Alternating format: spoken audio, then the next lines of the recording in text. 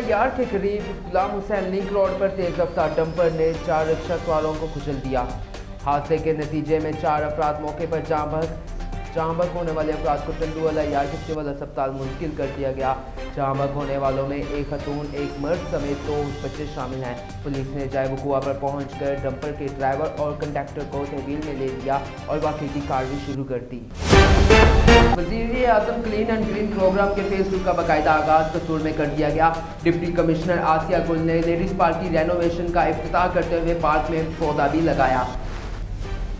Ladies park में सफाई सुथराई का निज़ाम को बेहतर किया जाए। शहर के तमाम पार्क में सफाई सुथराई के अमल को तरजीही बुनियादों पर मुकम्मल किया जाएगा। वज़ीर-ए-आज़म क्लीन एंड ग्रीन प्रोग्राम के तहत जिला भर में शजरकारी का अमल यकीनी बनाया जाए।